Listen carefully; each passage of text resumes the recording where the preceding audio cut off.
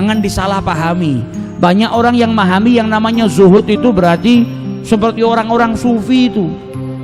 Zuhud itu tidak harus miskin, karena zuhud ini sifat yang letaknya di hati, nggak ada yang tahu kecuali Allah. Zuhud ini bukan perkara yang zahir, bukan kau pakai pakaian compang-camping, bukan kau nggak punya apa-apa, bukan rumahmu jelek, bukan kau miskin baru itu zuhud. Tidak, zuhud ini bukan amal zahir. Jangan sampai kita terlena dengan amal zahir. Asy-Sya'bi dulu pernah datang ke salah seorang qadhi. Qadhi ini memberikan nasihat yang luar biasa kepada Asy-Syibli. Apa nasihatnya? Ketika dia duduk di sebelahnya qadhi, datang salah seorang wanita nangis.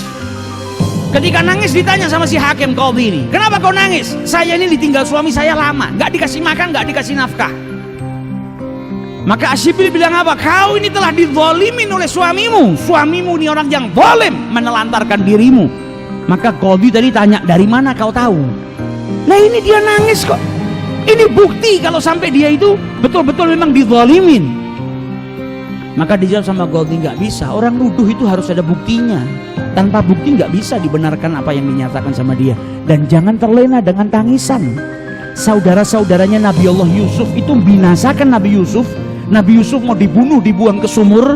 Setelah itu mereka datang ke ayah mereka Nabi Allah Yakub dalam keadaan nangis.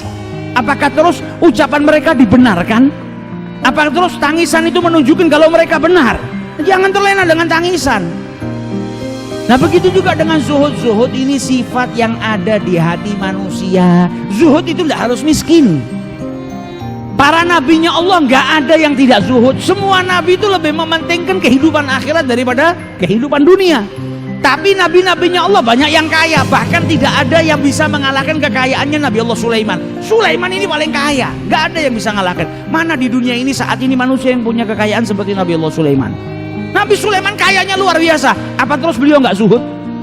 Kalau zuhud itu adalah kemiskinan, apa terus kita mengatakan Nabi Allah Sulaiman itu nggak zuhud? Nabi Dawud kaya, Nabi Sulaiman kaya, Nabi Yusuf kaya, tapi mereka adalah orang-orang yang zuhud.